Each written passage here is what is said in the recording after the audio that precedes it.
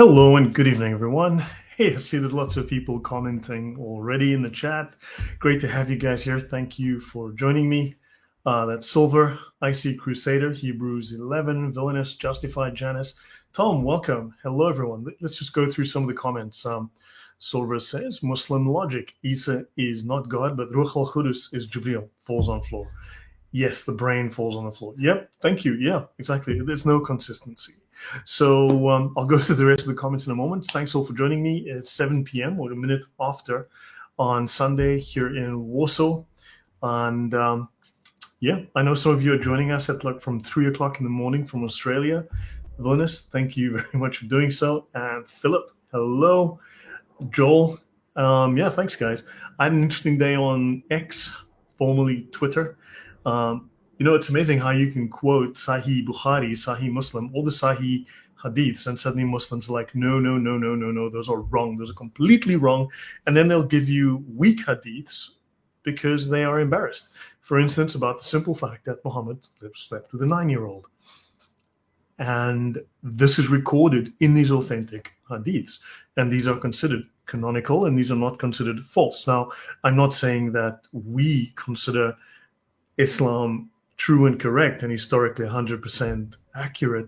However, the Islamic record certainly does make the claim that Aisha was 9. And of course, Muslims now suddenly start to deny this, and they start denying these Sahih Hadiths. So, yeah. And then I had someone turn to Grok, and Grok was, no, the record is definitely that she slept. Muhammad slept with a 9-year-old Aisha, and that any other revisionist claims are based on weak or otherwise revisionist, unsupported, unsubstantiated claims, which was glorious. But some people can't take the L.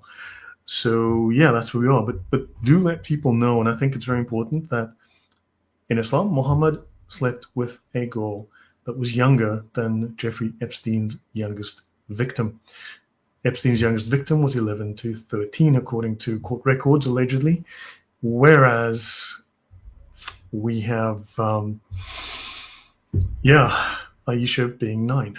So, yeah, and I basically said that she was Epsteined. So do discuss that. I'll let people ponder that. So, yeah, today we're talking about, was Jesus a Palestinian? No, he was from Judea. He was Jewish. And there were no Palestinians in the first century. Now, I have discussed this at length in the past. I'll bring up those videos that anyone can go check. But I just want to take a slightly different perspective on this, because this is now becoming a common assertion, and it's a false assertion. It's obviously a lie. IC Crusader says that I would say that those who claim Jesus was Palestinian are equivalent to those who say that Hebrews are African. Yes, the black Hebrew Israelites.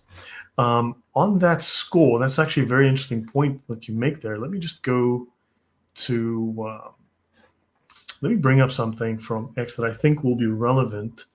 I'm going to bring this up. I'm just going to screen grab this.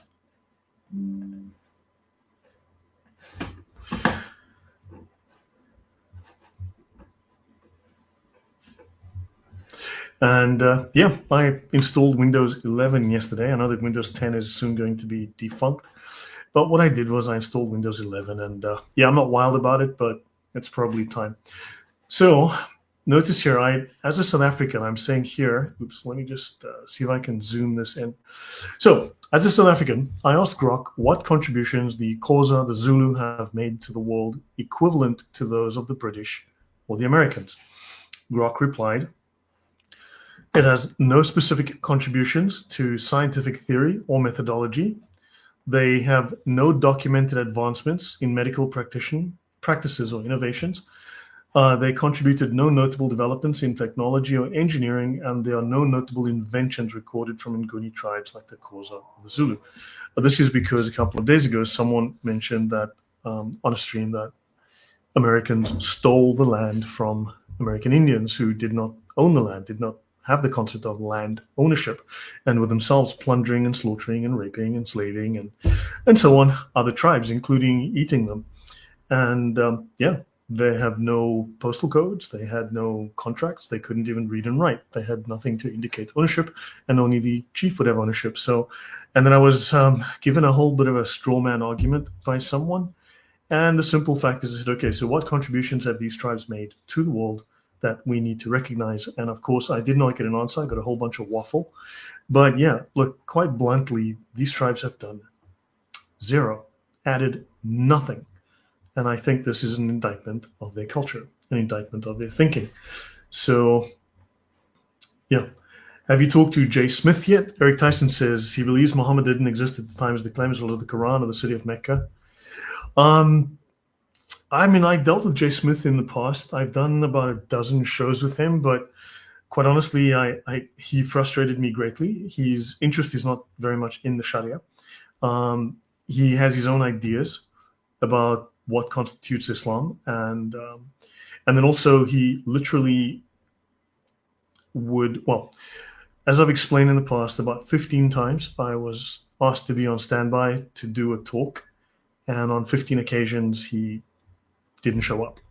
So I waited 45 minutes, an hour. I made sure I got home on time, etc., etc. And this happened repeatedly.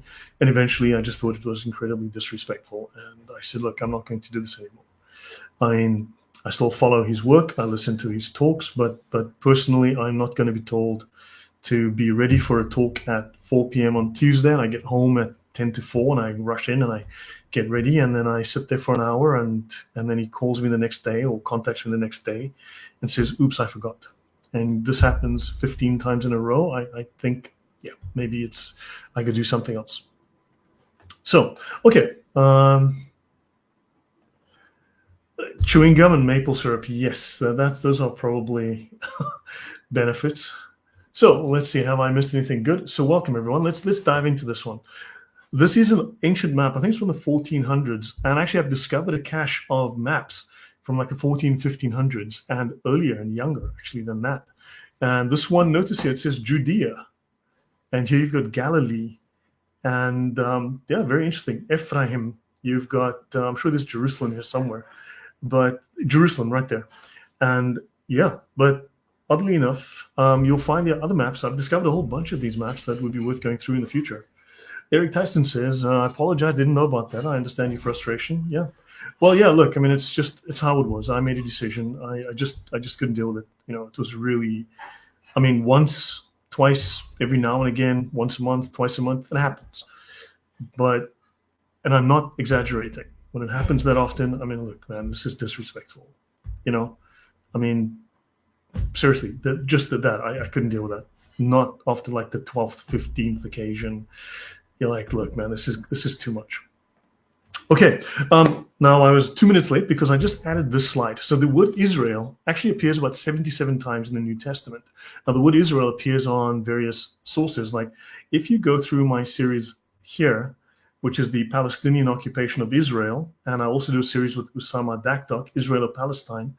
So if you look at any one of these, like especially this one, the Palestinian occupation of Israel, you'll find that Israel is attested going back to, I think, something like 3000 BC, or at least 2300 BC, so at least 3300, if not more years ago.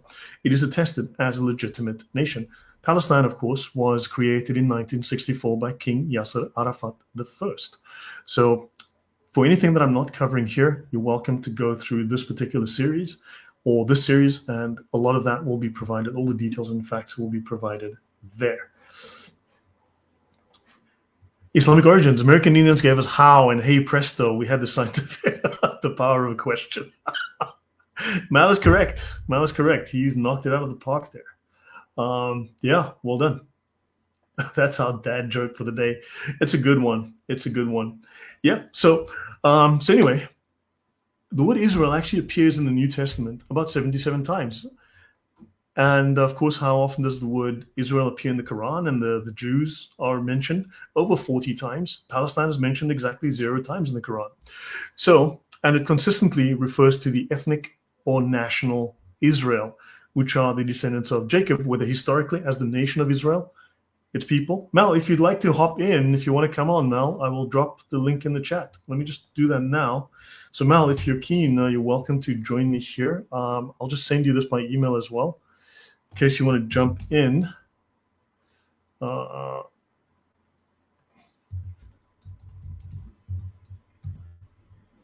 Okay, so Mal, I've emailed you the link as well, in case you want to dive in. Okay, so now, Israel is referred to in the New Testament, and this is whether it's historically as the nation, its people, or prophetically as a covenant community. So it is consistently referred to in the New Testament, and it does not get redefined as a synonym for the church. Now, I know there are various people making various claims. I'm not going to go into any depth on those, but it is not a synonym for the church in these contexts. In all instances, Israel denotes the people of God who trace their lineage to Abraham, Isaac, and Jacob, maintaining a very distinct ethnic and covenantal identity. So in Romans 9:6-9, Paul clarifies that not all who are physically descended from Israel are truly Israel in God's promise. And the true Israel includes those who share the faith of Abraham and Isaac, emphasizing the spiritual fulfillment. Of course, this is why Muslims want to claim that they are Abrahamic. Otherwise, they are outside of that lineage, which they are. And I don't think any of us accept that they are Abrahamic, because to them, Abraham teaches hatred of Jews and Christians, right? And so this emphasizes the spiritual fulfillment within the ethnic framework, but it doesn't substitute the church for Israel. So the Gentiles are grafted in to the tree. They don't replace the tree. So similarly, there are passages in Matthew 2:6 that refer prophetically to Israel as the people to whom Christ belongs as king and the fulfillment of God's covenant promises. So the name Israel originates from Jacob, who was renamed Israel after wrestling with God, and that's going to be a relevant fact in the discussion around Palestine. Excellent, Mel. Great stuff. Your phone screen cracked up, huh, villainous? And so the name originates from Jacob. And this is important. We will be coming back to this point. And he formed this new nation. And the New Testament usage preserves this ethnic and covenantal significance, rather than extending Israel to mean exclusively the Christian church or a distinct spiritual entity separate from Jacob's descendants. Thus, throughout the New Testament, Israel remains tied to the covenant people of God descended from Jacob, rather than being redefined as the church, because Israel is a geography, it's a place, it's a country. Israelis are people. So these are different contexts that we're not here to address, though, but I want to bring this up. Now, Jew hatred, Israel, a little bit of context. So there's a lot of misinformation these days. We know that Jesus became a Palestinian. We know that Moses is a Muslim, and Abraham's a Muslim, Jacob's a Muslim, Joseph's a Muslim, everyone's a Muslim. I mean, the Beatles are Muslims. In fact, it's just how it goes, right? Queen Elizabeth I was a Muslim, Pharaoh was a Muslim, take your pick. So misinformation about Jewish history and the connection to Israel is of the historical Jewish presence stems from long-standing anti-Semitic conspiracy theories and propaganda that does seek to delegitimize Jewish claims to the land. Hey, Mel, welcome. Welcome. Very interesting topic. No, thank you. Much appreciated, man. Always good to see you. How's your book coming along, Mel? Coming along in dribs and drabs. I've kind of spent the last 2 weeks on just focused on one chapter alone.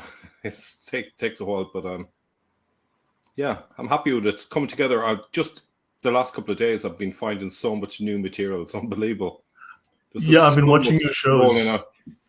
Yeah, I mean, keeping some of it for the book, but there's some good stuff you're putting out, Mel. It does start to change the perspective quite a lot. Do you want to tell the audience, because my channel has grown significantly the last 2 or 3 months, which has been great. Do you want to let the audience know a little bit about who you are, where they can find your material, and tell us also what the book will be about? Yeah, so I'm Mel from Islamic Origins. As you can probably tell from the channel name, I'm looking at the origins of Islam, and I don't accept the standard Islamic narrative about how Islam began, and I'm just looking at evidence, cold, hard evidence for how it started. And I'm moving around the evidence, like evidence pushes me rather than me pushing the evidence. So I'm willing to go. I started off, like most people, thinking that the Hadiths are trustworthy, the Sirah is trustworthy, and all the rest of it. And then I first was exposed to some of the early sources about Muhammad, who seemed like a nice guy in these early sources. And then I started to question whether any of this was true. So I've come full circle And I think we all started off the same way. I mean, one of the things that got me going was when Jay Smith and Hatun Tash got on a ladder at Speaker's Corner, and she brought out 24 different Qurans, and my jaw dropped on the floor. Yeah. That's not meant to be known, widely among the Muslim community. It's a well-kept secret, but that was only the beginning of so many other holes in the narrative. I suppose the big one that I'm seeing a lot over the past 48 hours is the fact that what I'm seeing of the Mahmed of history is that for the first few centuries, they never called him Muhammad, they called him Mahmed or Mahmet. Most commonly, the number one name was Mahmet with a T at the end. That's very Ottoman in pronunciation. It was what? Very Ottoman the way that's pronounced. Yeah, very much so. Yeah, and I think that might happen to be one of those coincidences. Actually, it came full circle. And the other thing is the fact that the people who started it off, who did the revolution, as it were, they were called Saracens and Tayyaye. And when you look at the historical sources, where did they live? They're nowhere near the Hijaz. So that's why you find that in the Islamic sources, you don't. I'm sorry, I'm taking you away from your. No, go ahead. No, look, I mean, we're discussing deception and falsehoods. So I think this just adds to the topic. Yeah. So what's interesting, if you look at the Sirah and the Hadiths, I'm not saying they don't exist at all because I haven't checked, but from my memory at least, I don't remember seeing too many references to Saracens or to Tayyaye in the Islamic sources. They've been pretty much scrubbed from the memory, and instead they mention the Quraysh. But when you go to the 7th century, you see no mention of the Quraysh, but you see the Saracens, the Tayyaye, they appear all over the shop. So obviously they changed the story, and the obvious answer to why did they change the story is because they need to move this guy down to the Hijaz. And if they keep the word Saracen or Tayyaye, the game is given away. Yes, and on the old maps, the Saracens are up north, closer to Petra. Exactly. So if you imagine a line from the western side of what were referred to then as the Black Mountains, which is in the Sinai Peninsula. I don't know what its current name. It's probably the Sinai Mountain Range. That was the traditional location of a place that I can't remember exactly how you pronounce it, but it was basically Saracen. We'll call it Saracen, the region. And then in the traditional place where the Midians lived, yes, very good, just along the left coast there of Sinai, that was where they lived. And then in the area here, just the Gulf of Aqaba, around about the Gulf of Aqaba, very cool. Oh, sorry, what am I thinking? No, sorry, my bad. It's here. Aqaba. Here, that's Aqaba, but actually the western coast of that Sinai Peninsula, along there was actually the traditional region called Saracen. Okay, but they didn't. And then they basically moved to the area where the traditionally the Midianites lived. Wait, this is Africa. Doesn't this then, because I remember in my monotheism series, I spoke about the very strong ties to Africa. Well, yeah, that's certainly, yeah. Depends how you define it. There are clear ties in terms of religious beliefs, practices, and historical migration. Wow. Okay, go on, please. So then if you kind of move across into northwestern Arabia, southern Israel, there's an area where the Midianites used to live. That was the area around Aqaba. Yeah. So that area was, I'm trying to remember the source, Ptolemy in the 2nd century. He was basically saying that's where they were living at that time. And then if you go forward a few centuries, you see reference to them showing up on the banks of the river Euphrates, which is Iraq, which so happens to match up with the Tayyaye.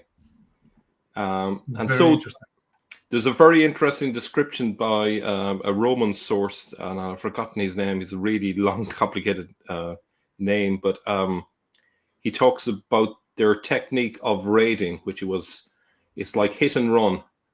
They went around on horses at speed, and they would flee the scene afterwards. They'd rob and then they'd go. Mm-hmm. So there's no camels mentioned. Wow. And then the word Saracen itself, a very interesting finding was a writer mentioned that people often think it comes from descendant of Sarah or words to that effect, Yeah. or even the desolate of Sarah and things like that. But actually, it comes from Saraka in Arabic, which means plunderer, to steal. And it was a description of what they were doing. So they were living in the desert, and their livelihood was basically robbing from others. They didn't grow anything. That actually ties into, there's a presentation I've not finished on the culture of the Arabs pre-Islamic. Yeah. And they were barbaric. They were violent. Yeah. Oh, yeah. So and you can understand, like, if you read the descriptions in the 7th century of how they were described, people say, there you go, that's proof they were Muslim because of their barbarity. But actually their barbarity goes back centuries, and they were godless in the sense that they didn't care about right or wrong. They were all about looting, and they would destroy churches, and they had no respect for anything. Can you just pause a second? You've got B Moon. Just pause a second. The area has been referred to as Palestine. Palestine was actually referred to Israel. I'll be covering that because Palestine actually is the Greek name for Israel. So B Moon, before you speak, do check your facts very carefully. Now, I'm going to ask you a question about Palestine because obviously you seem like a very educated, smart person. Name me the first king, or the first 2 kings or 3 kings of Palestine. Because if there was a nation, a state, a people, then they would have had leaders of some type. Name me their religion. What was their holy book? What architecture did they build? What was their currency called? Do you have examples of their coins? What was their national produce? What language did they speak? So if you cannot answer those, that's because they're a fictional people. Palestine was a regional descriptor for Judea. It became formalized under the Romans after the Bar Kokhba revolt in 135-136 AD. So it was simply a regional descriptor of Judea, which is named after the Jews. There was no such people. They're a fiction. They never existed. You cannot prove, and nobody can prove, that Palestinians existed. As I said, they were invented in 1964 by King Yasser Arafat I. So, of course, the Romans wanted to wipe their culture, their memory off the map as a response to that revolt in the 2nd century. Yes, of course. So that's when it became formal. But prior to that, so we'll look at that.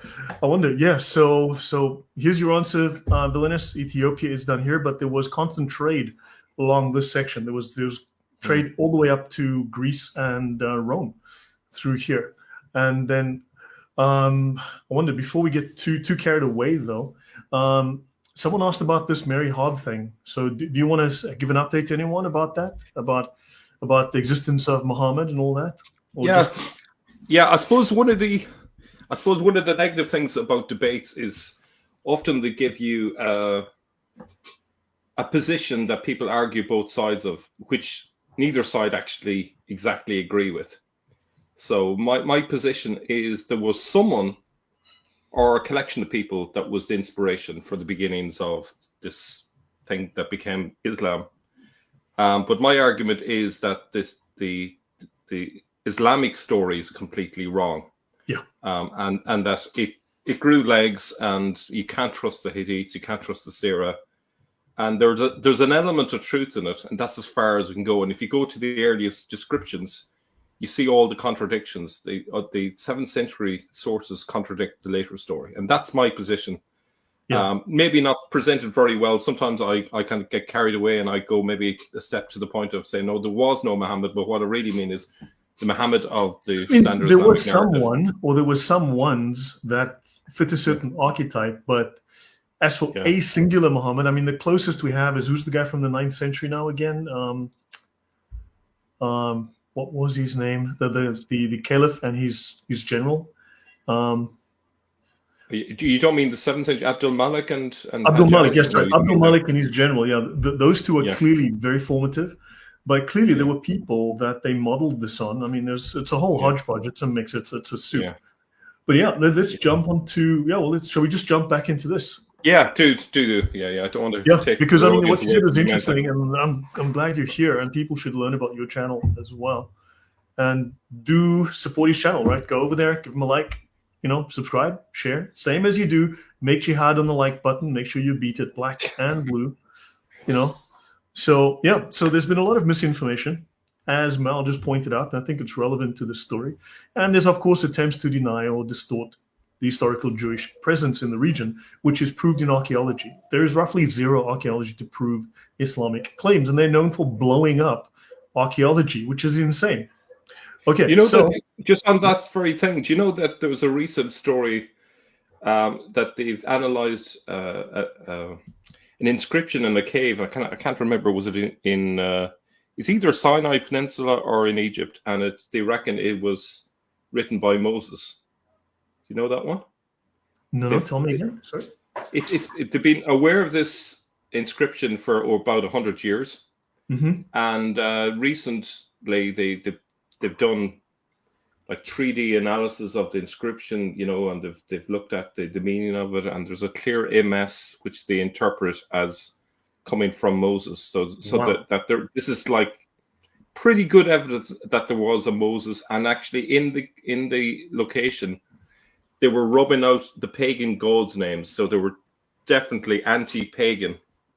So if I remember where I saw the story, I'll send it on to you. But I think that, when you dig the surface with the Jewish story, you find historical evidence to back it up in a way that you don't find elsewhere. It's even Judaism make big claims, but it tends to be backed up by archaeological digs. I follow biblical archaeology, and there is more and more evidence coming out on a routine basis that backs up and verifies more and more and more of the biblical story. Yeah. So this is becoming more and more true all the time. Thanks, Century Sense. You know what? Hold on. I'm going to address B Moon once. Now, B Moon, you're an idiot. You cannot answer. Okay, you keep coping. You cannot answer me. What was the currency of the Palestinians? What was the name of their third king? What was the name of their first king? Right? What was their religion? What was the name of their holy book? What gods did they worship? If you want to claim the Palestinians were a people and a nation, a state, then they have to have certain markers. Typically, a state will have a flag or a symbol. It'll have borders. It'll have a currency. It'll have leaders. It'll have a polity of some type. If you can let me know what fits these criteria for the Palestinians, then we'll know you're not lying. If you can't answer it, then you know that you are talking about a fake nation that never existed.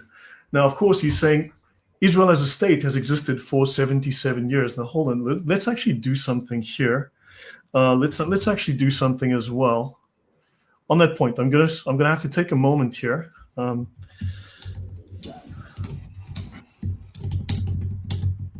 Hold on.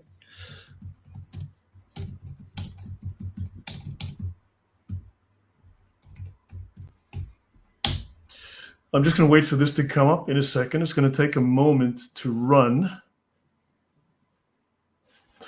Okay, so now this idiot is saying Israel has existed for 77 years. Now, of course, it was referred to as Palestine by the Greeks, who referred to it as Israel. Palestine actually meant Israel. We're going to show you that. But of course, there was no Palestine. There was no Palestinian people. Prove to me there was a Palestinian people. Answer my questions. Now, let's have a look at Muslim countries in existence after 1948. Okay, let's have a look. Pakistan, created after Israel. Indonesia, a Muslim state created after Israel. Libya, created after Israel. Sudan, that's 1951, 1956. Morocco, 1956. You know what that means? Indonesia, Libya, Sudan, Pakistan, Morocco, Tunisia, Malaysia, Somalia, Guinea, Senegal, Mali, Nigeria, Mauritania are all fake nations because they're less than 77 years old. They're much, much younger than Israel, which means these are fake countries. These are all fake countries that, you know what, they should all go back to, I don't know, Fakistan, wherever they come from. So yeah, these are all Muslim countries created after Israel. They're all fake. United Arab Emirates, you know what they need to do? They need to go back to Greenland or Iceland, wherever they come from. Your thoughts, Mel? Well, actually, no better source to go to. You can go to the Quran and count how many times Palestine is mentioned there, and then count how Zero. many times Israel is counted. Over 40 times.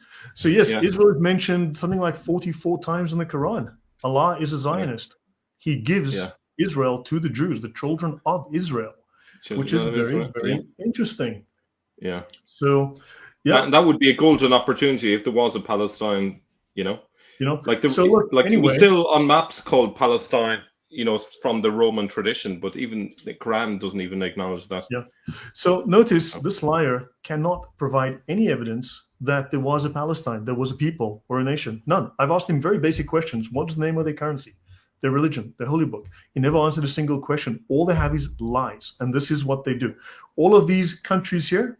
Oh no, Palestine declared independent in 1988. Talk about a fake country. Kosovo, 2008. I think, good grief, we need to disband that.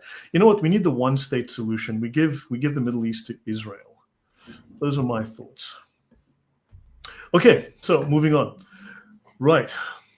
So now, anti-Semitic propaganda like this liar B. Moon that came on often claims a fabricated international Jewish conspiracy for world domination based on forged documents like the Protocols of the Elders of Zion from 1903, which obviously falsely allege a secret Jewish plot to control global politics, finance, media, foster wars, and so on, and so on, and so on. And of course, these theories all suggest that Jews have no historical or indigenous connection to the land of Israel, denying very well-documented archaeology going back 3,000 and 4,000 years. Right? Of course, there is no such evidence to support the existence of this Palestinian people. And I gave him a chance to give me that proof. He's here just to disrupt and deflect. And of course, then you get Holocaust denial or distortion. And you've just mentioned, Mal, that Muslims lie about their own origins. And those are also in question. So this is just more and more of the same. Your thoughts, Mal? Well, what strikes me is denying someone's nationhood is in the same realm as genocide. In fact, I think that's the definition of it officially internationally. So to deny the Holocaust is part of that. To deny that the Jews had any historical link to Israel is part of that. So you see a similar thing today with Putin's war on Ukraine. He denies Ukraine is a real country. It doesn't have a constitution. They're really little. I think he calls them little Russians. That's the term he uses. They're not Ukrainians. They're little Russians. Same mentality. Same mentality. It's just a form of racism, I suppose. I know we kind of use the word anti-Semitism for this, but it's like any other racism. It's a form of racism where you deny people the most basic of human rights, which is the right to have an identity. I think we should be moving beyond this at this stage. The very people who deny Jews the right to have a nation would also deny them the right to live in other countries. So where are they meant to go? Yeah. We've also got Bobby G being a fool. I mean, Jew hatred makes sense when you read Martin Luther, who institutionalized Jew hatred in Christianity. But okay, so moving on. Now, again, there's another issue, genetic continuity. This is not the platform here I'm looking to go into some length. I'm going to do one page on this, and then I'm going to dive into my talk. But you've got extensive and robust genetic research that consistently shows that Jewish populations worldwide share significant and traceable common ancestry that originates in the Middle East, particularly the Levant, which is modern Israel, and within the last several thousand years. And this genetic continuity aligns with the historical records and the archaeological records of Jewish presence in the land of Israel, for which we have physical archaeological records going back thousands of years. What do we have for Mecca? Zero. Nothing. Nada. Now, genetic studies have shown that more than 70% of Jewish men share Y chromosome lineages very closely related to Middle Eastern Arabs. They always say, go back to Poland, go back to Ukraine, go back to, well, there was a diaspora, right? Everyone's always so happy to tell us the Jews were kicked out of X number of countries. But of course, these Jews still have genetic lineage directly to the Middle East. So there's a common paternal ancestor residing in the region thousands of years ago. And in fact, one study that I was reading, and there's several, I can actually bring up a bunch. I was looking at several. It seems that Jewish men have DNA that comes from 5 women. So they can tie them to just 5 women that come from the Middle East. They can tie them to just the DNA of just 5 women. Ashkenazis descend from Middle Eastern ancestors and later European admixture, because that's where they moved to. And their maternal lineage is traceable to Middle Eastern origin thousands of years ago. Okay. Bobby G, I have no idea what it is you are talking about. I have no idea. But look, I'm going to put you in timeout for 24 hours because you are being a distraction and you're talking cryptic nonsense. So now there are distinctive genetic markers like the Cohen model haplotype found across Jewish groups. And this traces back to a shared paternal lineage consistent with Jewish priestly ancestry 3,000 years ago. So then also we have all the false DNA claims that ignore the convergence of a lot of independent genetic studies. People will deny facts. Again, I asked this guy, what was the currency of Palestine? What was their major export? What diplomatic records exist? Who were they mentioned by? What was their language? What was their religion? What was their holy book? What were their temples called? Where was their temple? None of those questions can be answered because they never existed. It's fiction. It's not possible to answer to fictions. So the assertion that Jews are not historically or genetically connected is scientifically unfounded. So, I mean, there's a ton of these. I'm just going to bring up one of these just to save time. But there is plenty. Sorry, oops.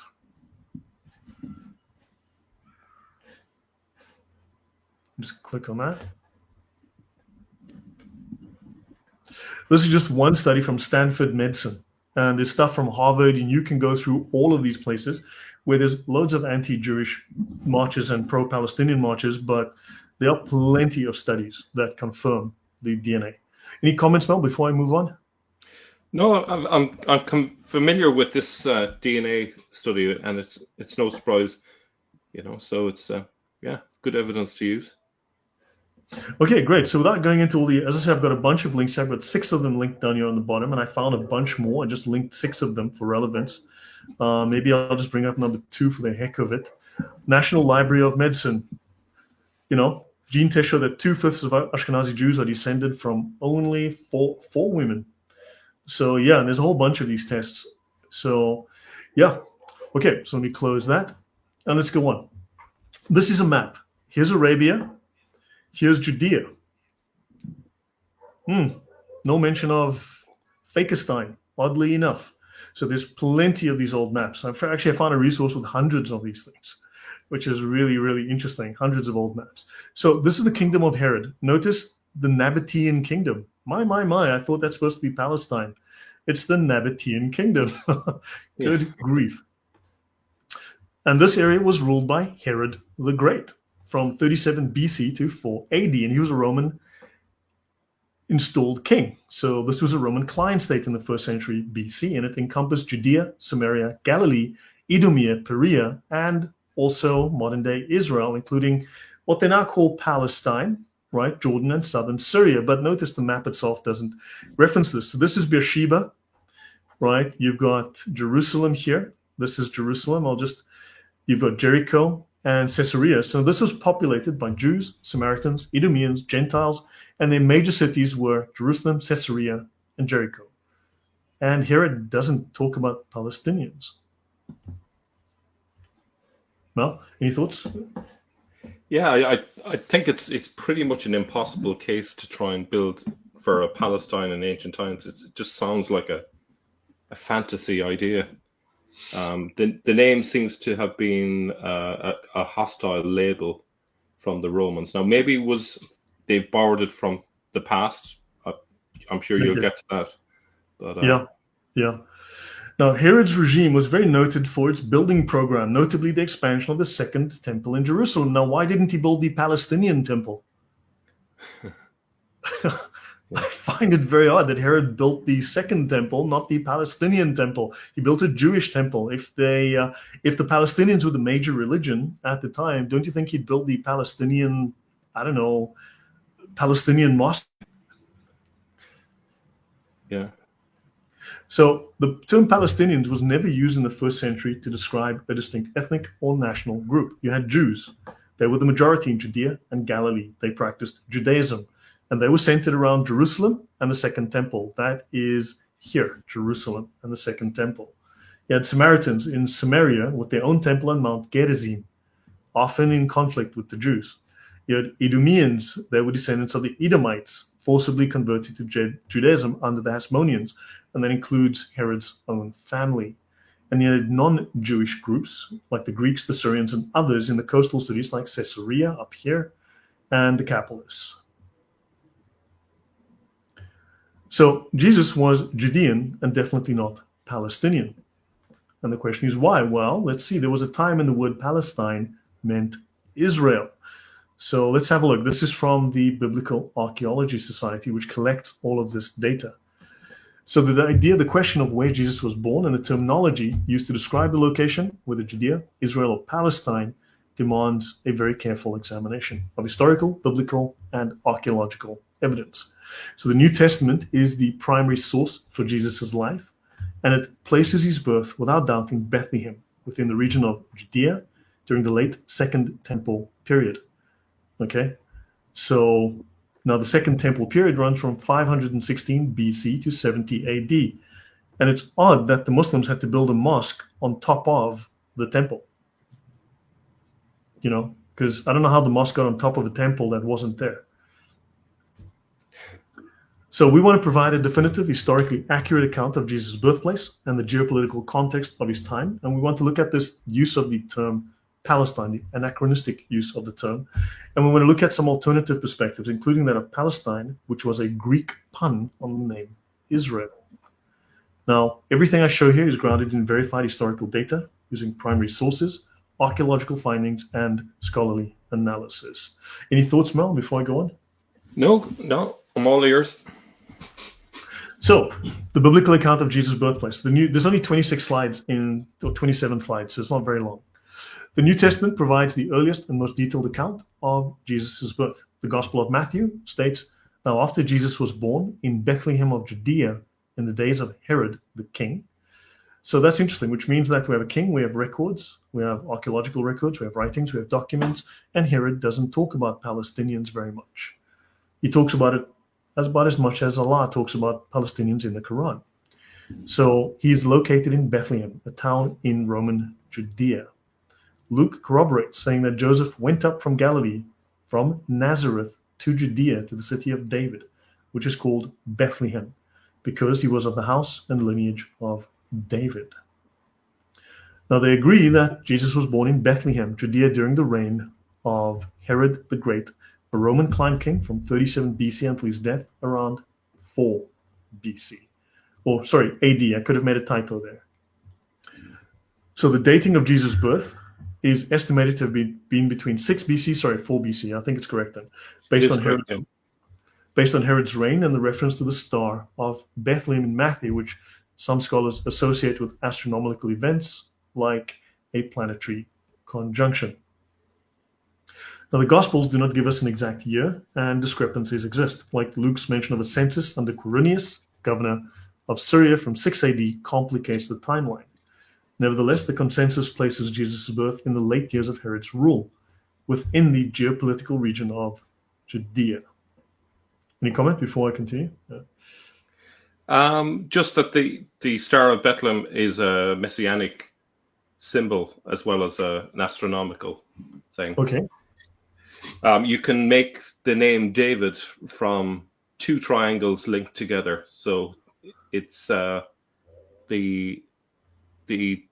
there's a Hebrew word which means and, or a Hebrew letter which means and. I can't remember what is it lav or vav or something like that. So you have Dalet and Dalet. Okay. And if you turn them upside down, you have the Star of David. So it's very rich. So to be born under the Star of Bethlehem, and of course David is born in Bethlehem, it's full of symbolism. Right. So it's basically saying, like, the whole thing is basically saying Jesus is the Messiah because he's born under the Star of Bethlehem. That's like a big It's like the bat sign in the sky saying, Wow. the Messiah. Nice. Yeah. Yeah.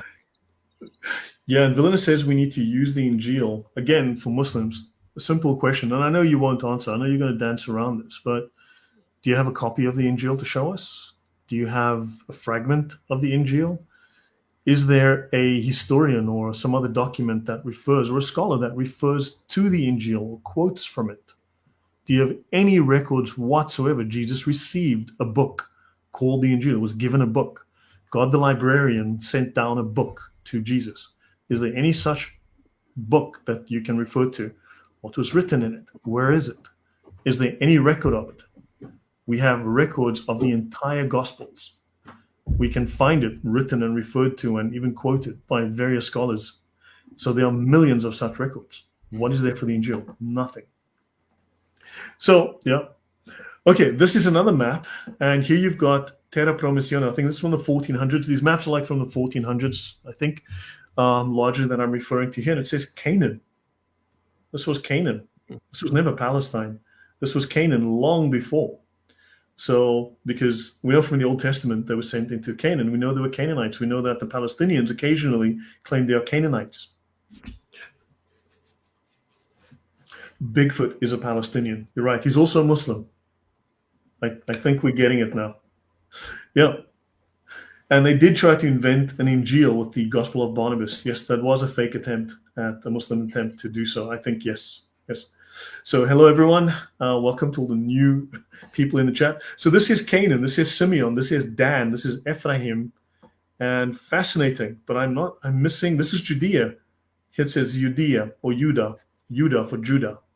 So here we've got, and yeah, we're missing this little Palestine part. It's not exactly, yeah. So some Judea, 1st century BC. At the time of Jesus' birth, the region encompassing Judea, Galilee, and Samaria was under Roman control. The Romans, we still have extensive records and we have extensive knowledge of the Romans. Did they ever mention Palestine as a race, nation, people they subjugated? Nothing. Crazy. They talk about the Jews a whole lot, though. Yeah. Right. So they administered these regions through a combination of client kings and direct governance with people like, say, Pontius Pilate, who was an overseer. So Judea, where Bethlehem was located, was a Roman client kingdom under Herod the Great, appointed by the Roman Senate in 40 BC. So he was king over Judea. Why wasn't he king over Palestine? And his rule extended over Judea, Galilee, Samaria, parts of Idumea, and Perea, though his authority was subject to Roman oversight. After his death, the kingdom was divided amongst his sons. Judea came under direct Roman rule by 6 AD, governed by prefects like Pontius the Pilate, right, who was there from 26 to 36 AD. Now the Galilee. This is where Jesus later resided in Nazareth, and this was a separate region ruled by Herod Antipas, Herod's son, and he was the tetrarch. And the distinction between Judea and Galilee is significant in the New Testament, as Jesus is often identified as Galilean, Matthew 26:69, but his birthplace is consistently placed in Judea. Odd, not in Palestine. It's interesting, Vilnius makes a very good point here. Don't forget the Injil has to be written in Arabic, because that's all that Alan can understand. Yeah, checkmate. Is there evidence for Arabic from the 1st century BC or the 1st century? Because Arabic is not that old a language. Mel, any thoughts? Yeah, I'm just curious where you're going. I'm dying to see where we have the first occurrence of Palestine and that. Yeah, I'll get to those. Yeah. To a pun on the word as well. I'm looking forward to seeing that bit. Okay, yeah. So the term Israel in the period referred to the Jewish people as an established religious and ethnic group, a known entity. The northern kingdom of Israel had Samaria and parts of Galilee, and this was conquered by the Assyrians in 722 BC, and it ceased to exist. So you had southern kingdom of Israel, effectively Judea. Now the southern kingdom of Judah, centered in Judea, persisted until the Babylonian conquest in 586 BC, after which it became a province under Babylonian, Persian, and later Hellenistic or Greek rule. After the Babylonian exile, the area was known as Yahud under Persian rule. That's from 539 to 332 BC, and then derived from the Hebrew Yehuda or Judah. Even Muslims today in Arabic say Yahud for the Jews. Yeah. Yeah. Then you had Alexander the Great's conquest in 332 BC, and the region came under Hellenistic influence under the Ptolemies of Egypt and later the Seleucids of Syria. Then the Hasmonean dynasty, established after the Maccabean revolt, 167 to 160 BC, restored Jewish independence for a while and ruling Judea and the surroundings until the Roman intervention in 63 BC. I'm missing those Palestinians. By Jesus' time, Judea was very firmly under Roman control, either through Herod or Roman prefects, and was known as Judea in Latin and Greek texts. So we have a huge amount of information and evidence, direct evidence, proving Judah, Judea, Jews present in the region. They are there. There's a language, there's a people, there's religion, there's architecture, there's culture, there's religion. And then you've got a couple of mentions of Palestine, and somehow that overrides all of the other evidence. We have no evidence of a Palestinian people, Palestinian state, Palestinian language, Palestinian religion, Palestinian anything. So anything else, comments before I go on? Yeah, there's no evidence for Palestine that I can see. Yeah, this is all, familiar material. So, Yeah, Pontius was an F-35 pilot. I mean, yeah, he was responsible for the flight out of Egypt. So, yep. So the Hellenistic period refers to the era in ancient history that spans from the death of Alexander the Great in 323 BC to the conquest of the Eastern Mediterranean and Asia Minor by the Roman Republic in 31 BC. And this is characterized by the spread of Greek culture across a vast area, including the Eastern Med and the Middle East, which is why the earliest Old Testament that we have, the Septuagint, is written in Greek. So there was this proliferation of Greek. It was the lingua franca of the region. Everyone spoke Greek. So the absence of Palestine in Jesus' time. So the term Palestine did not denote an official political or administrative region during Jesus' lifetime. Now, its origins are debated, but the popular view links it to the Hebrew Paleshet, referring to the land of the Philistines, a coastal region south of modern Tel Aviv, encompassing the cities of Gaza, Ashdod, Ashkelon, Gath, and Ekron. Now, the Philistines are a non-Semitic people originating from the Aegean, possibly Crete or Cyprus. I think they've been tied effectively to Crete, but also from the south of Spain, from the Iberian Peninsula, from the very south of the Iberian Peninsula. So, and they arrived in the region around the 13th century BC, as attested by Egyptian inscriptions, identifying them as Pereset, one of the sea peoples. So the material culture includes Mycenaean-style pottery, which is effectively Greek pottery, and this confirms a distinct identity. They're not from the region. So by the late 7th century BC, after Nebuchadnezzar's invasion, the Philistines disappeared from the historical and genetic record, and they were assimilated into surrounding populations. Recently, and I've covered this on the previous shows, I mentioned those in the beginning, things you can look up, the DNA has been found, graves have been found, which have then tied them now to Crete and to Spain. So they're largely from Greece, Macedonia, Crete, and so on, but they're definitely not Semitic. They're not Jews, they're not Arabs, they are from Europe, as we know it today. Here's another map, another interesting map, and oh my golly, look down here. It says Amalekites. Now that's an interesting thought. This is where Palestine's supposed to be, and it says Amalekites. Now, we do know from the Old Testament that the Amalekites were given a great deal of time, 400 plus years, to get their act together. And eventually they were told, the Jews were told by God that they need to go and wipe them out. But it does also say that they will be the enemies of the Jews for all time. Now, if these Amalekites here are in the location where the Palestinians are today, then that does tie in with the Old Testament statement that these Amalekites will be the enemies of the Jews forever. Your thoughts before I go on? No. Nothing at the minute. I'm just trying to see where you're going. Okay. So, Goliath was supposed to be Palestinian, although, in fact, there's been discovered, there's lots of interesting things being discovered, like certain mistranslations in the Bible. Now, of course, I want to be careful, and I don't want to get into conspiracy territory, but it's recently been discovered, and there's still a lot of research going on with the Bible, and this is research that I looked at that seemed very credible. It wasn't sort of conspiracy style stuff or, oh my God, look, we found that Jesus was an alien from the planet Krypton, right? Not that kind, but they stated that there was an error attributing Goliath's height to being 9 feet. It seems that there was some sort of transcription error somewhere by a scribe along the way, and he was closer to like 6.5 to maybe 7 feet. So he wasn't a 9 foot or 10 foot giant. It seems he was closer to 6.5, 7 feet. So interesting, something I came across recently. But this Amalekites reference in this map to me was just really interesting. It was just really, so if that's the Amalekites, then of course they're enemies of the Jews. So let's continue. So Herodotus and Palestine. Now, what was interesting was that this guy, B Moon or B Cool or B Stupid, whatever his name was, he actually used the term Palestine. In the 5th century BC, the Greek historian Herodotus used the term Palestine to describe a broad region between Phoenicia and Egypt, encompassing not only the Philistine coast, but the interior, including parts of Judea and the Jordan Valley. Now, this is interesting. You're talking Syria, Jordan, and Egypt. That is a huge area. Right, Mel? You'd agree. I mean, that's a large area. That's a big area. So that's not a nation then. It's a transnational area, would you say? Correct.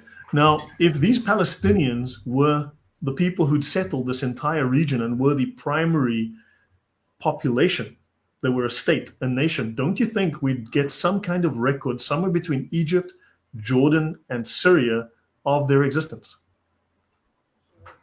You would think. Yeah, one would think. But we have exactly 0. We're collecting Easter eggs in July here. This is how much evidence we have for these Palestinians across this entire region, from Syria all the way down to Egypt, all the way down to Jordan. Interesting. Like, I would say that a term like that would be useful when you're discussing a wide area. Like today we use the term Fertile Crescent. And Yes. what we mean by that whole area. It's a Yes. sweeping title. But it doesn't mean anything more than that's just a handy shorthand way of describing an area of land that's of interest. Like, you could easily describe it as everyone that's living on the eastern end of the Mediterranean, for example. But yeah, I want to say, who are the Fertile Crescent people? Exactly. Thank you, Mel. That's a really apt example. Yeah, it's like Palestine, Fertile Crescent. It's a geographical descriptor. It's not a reference to a nation. It's not a reference to a state. It's simply that.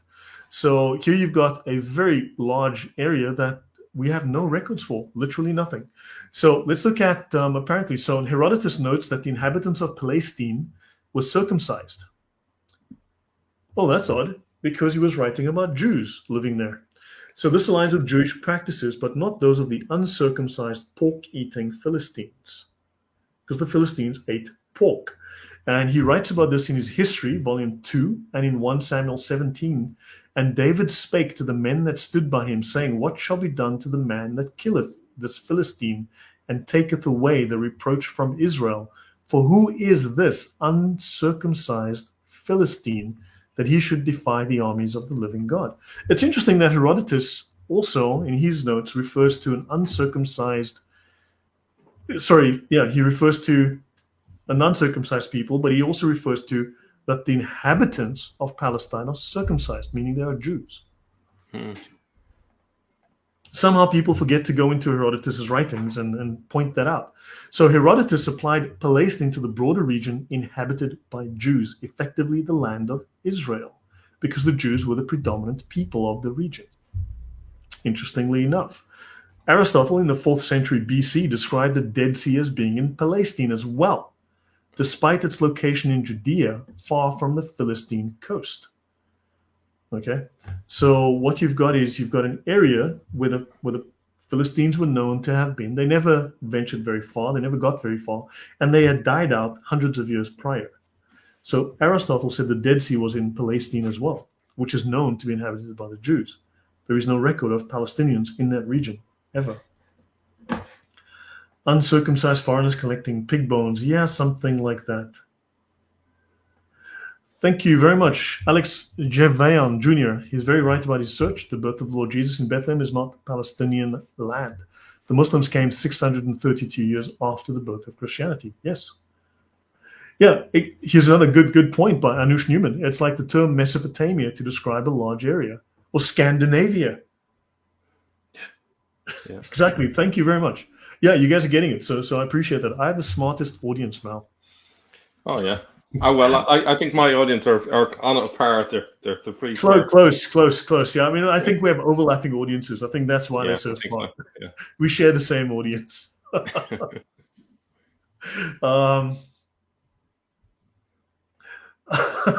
L. Ron Hubbard did say the real way to make money was to create a religion. Then he created Scientology. Yes, that's true. So let's continue. Now, these references indicate that Palestine was an informal geographic term in Greek usage. It was not a precise administrative designation. And if anyone can prove to me it was a precise administrative designation that encompassed a nation, a state, a people, then again, I need to get those markers that indicate a state. If you have a state, you're going to have to have a symbol, a flag, a leader, a political structure. You're going to need borders. You're going to need currency. You're going to need your own language, your own architecture, your own, who were your artists? Who were your artisans? Who was your famous chef? Things like that.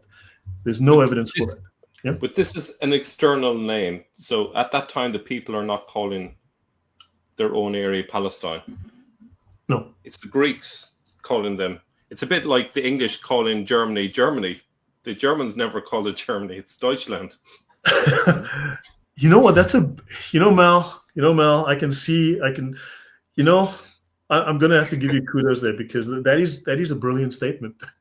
It was outsiders calling it that. Yeah. Yeah. Now, with the exception, you did mention that the Jews referred to, I can't remember the exact way you put it, but Palestine in terms of the Philistines. Did I get that right?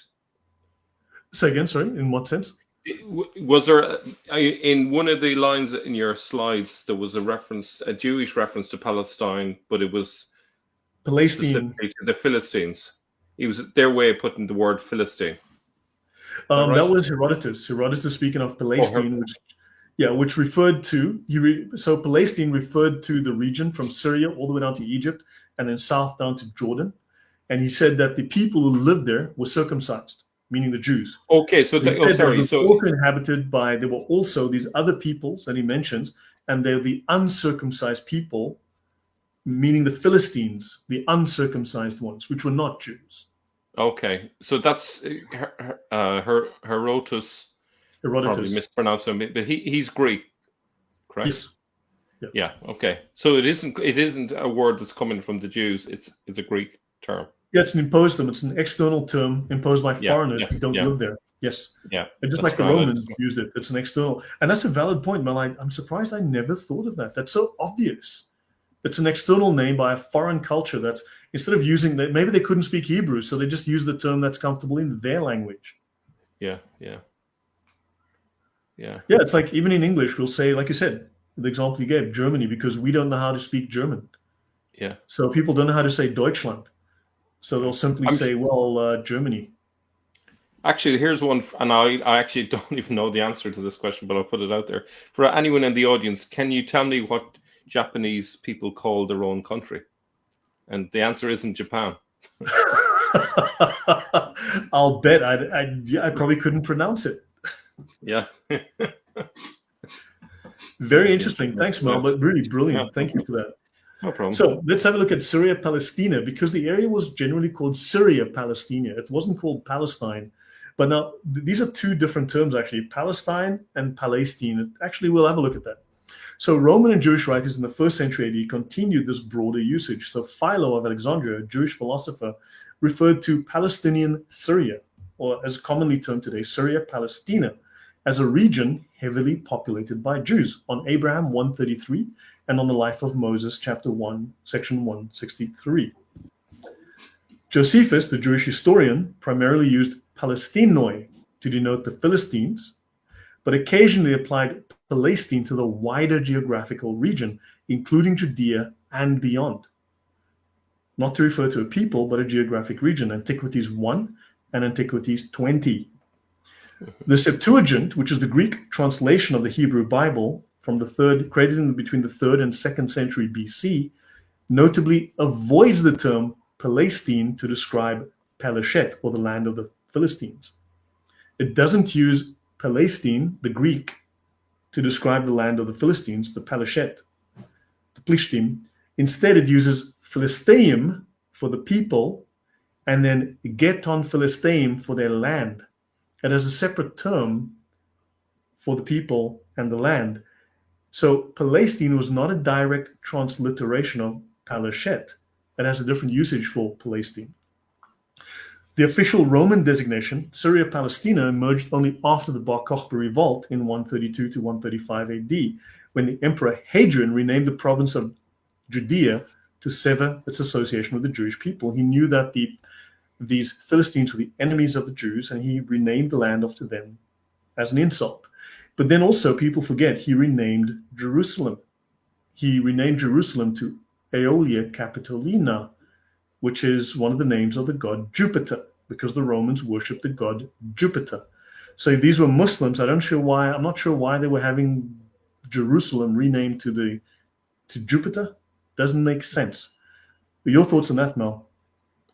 My thoughts were in a different direction. People who want to insist that Israel needs to be liberated for the Palestinians would have to make the same argument for the Syrians. They need to give their land over to the Palestinians, because that was called Palestine as much as the rest of it here. Yeah, another Brilliant. argument. That's a brilliant observation, Mel. 2 minds are better than 1. Rather, 1.5 minds is better than a half mind. You know? The villain says Japan is Nihon Koku, or Nippon Kok. Nippon Kok. Yeah, Nihon Koku. Yeah, so why aren't we using the Japanese term? Because, the indigenous term was not Palestine. That's an externally imposed term. That's a brilliant argument, Mel. Thank you for that. Nippon Kok. There, I'll have to try and remember that one. It's a hard one to remember. And Germany was called Almania by the Romans after a Roman general. Yeah, which is obviously not what the Germans themselves called themselves. So same problem. Allemand. Where does French? Allemand. The French call it Allemand. Yeah. Well, that's where they got it. Isn't that interesting? Thank you, Anush Newman. That's very helpful. So these are externally imposed terms. These are not the local indigenous terms based on the indigenous language, which is this is fascinating, Mel. This is great having you on. Yeah, no, very good. No, so. So the first mention of Philistines was in ancient Egypt when they tried invading Egyptian-controlled land, and they called them the Philistines, meaning invaders. Yeah, the Plishtim, the Hebrew Plishtim. Yes, ooh, wow. Here's a little parallel, right? That term Philistine is actually very similar to Saracens, because Saracen means plunderer and Philistine means invader. It's a name based on their function. You know yes. Yeah, actually, let me bring this up. I should have it here. Let me just bring this up. And the Philistines were in the same places that the Saracens traditionally were, which is in Sinai, if I remember you correctly. I'll actually bring this up to see if I have it here. So this is just a quick from my previous talk. So the Philistines were seafaring people from Crete, the largest of the Greek islands, and the Philistines got their name from the Hebrew word plishtim, which means invaders. Palestine means, in this term, invaded land. And then you got the Saracens, who are the, what do you call them? The plunderers. Yeah. Pirates. Very similar. Yeah. Very similar.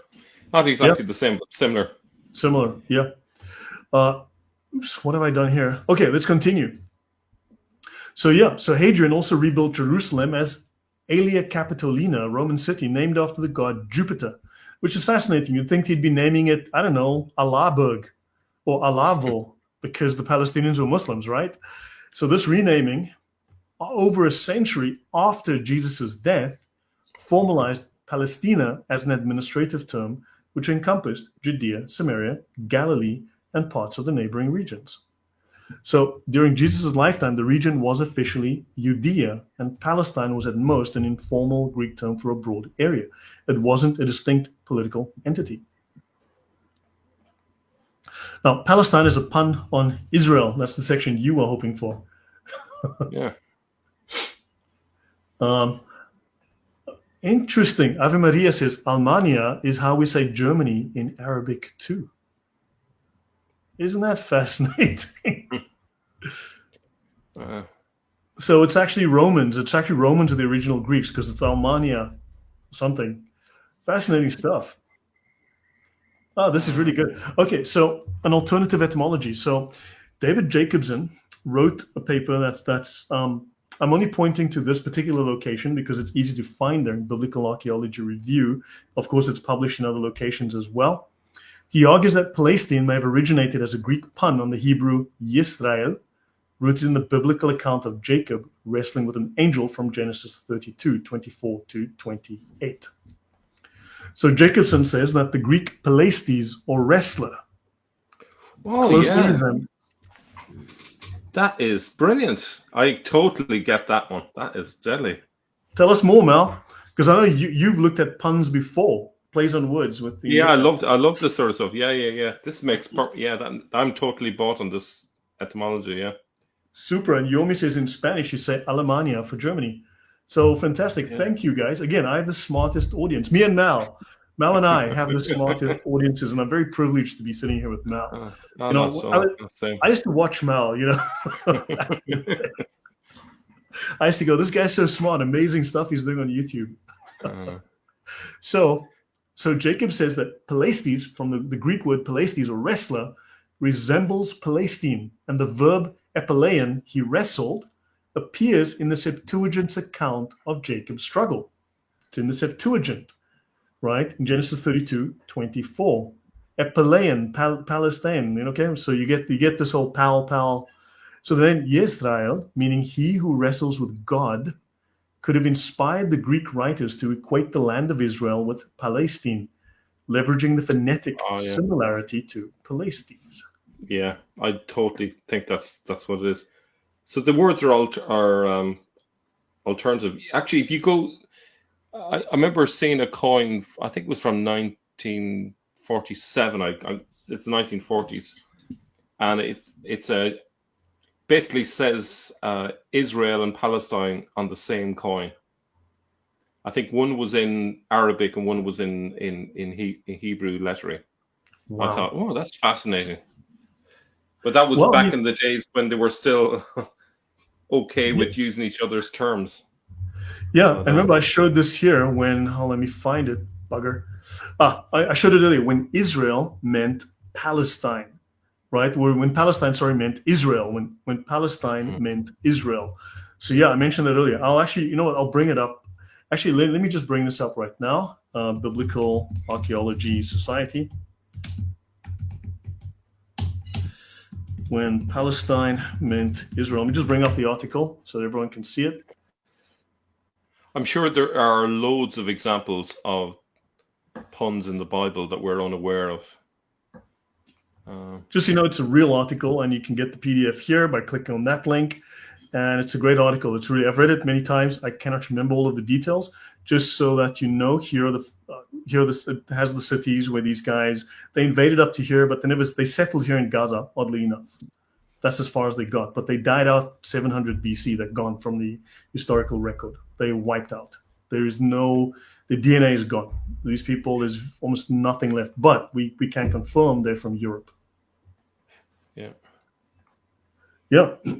So now this hypothesis is supported by the Greek love for wordplay. I mean, these people were playwrights. They were very much in love with words, with myth, with plays, with stuff like that. I mean, poetry. They were well known for writing, literature and such. And this is evident in literature. For instance, you have Aristophanes' puns in the birds, and there's coinage like Melos apple imagery. Don't ask me what that is. I looked it up. I have no idea. I don't want to spend the next hour discussing this, but this is supported in history. This is a well-known factor in Greek writing. Yeah. And I would say the Jews picked up on that wordplay and brought it to the next level, in terms of the writing of the Old Testament and even into the New Testament, I'm sure. Because it's written, the Septuagint's written in Greek. That was the major language of the region. I mean, Hebrew is no longer a spoken language. It wasn't a liturgical language, but not in use. Eric Tyson says, when your name matches your profession or what one is known for is called an aptronym. These are very significant in both biblical and mythological history. Well, thank you. Yeah. So yeah, you have to be Jewish to be Palestinian. Yeah. And then, yeah, ironic they were called invaders. Seems they were successful over time. This is what they have in mind for, yeah, we know exactly how bad this is all getting.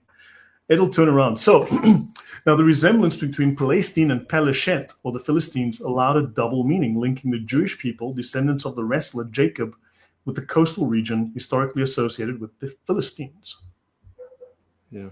Now, let's look at the Septuagint. So Jacobson argues that this pun predates Hadrian's renaming of Israel, or Judea, to Palestine, and of course Jerusalem to Aelia Capitolina, as evidenced by Herodotus, Aristotle, Philo, and Josephus, who all use the term Palestine to describe the land of Israel, not just the Philistine coast. Notice how Muslim Dawagandists always just say, hey, but Herodotus called it Palestine, and they don't give you further detail as to what he said about it. He doesn't mention that, hey, the people, the Palestinians, have purple noses and blue hair, and they have rings in their noses. He doesn't say that. He says the Jews live in Palestine. It's a geographical region encompassing Syria, Jordan, and Egypt. So, yeah. So Palestine described the land of Israel, not just the Philistine coast. The Philistines occupied at that time, and we're talking hundreds of years prior, a very tiny stretch of the coast. So Hadrian's choice of Syria Palestina may have used an existing term, adapting it to encompass the broader region rather than solely erasing Jewish identity. So he used an existing term. Now, this challenges the traditional view that Palestine derives solely from the Philistines, or the Paleshet, which is the name that the Egyptians gave to invading foreigners from Europe.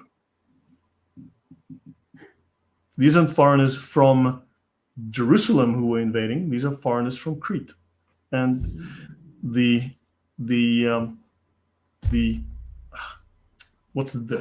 Iberian Peninsula.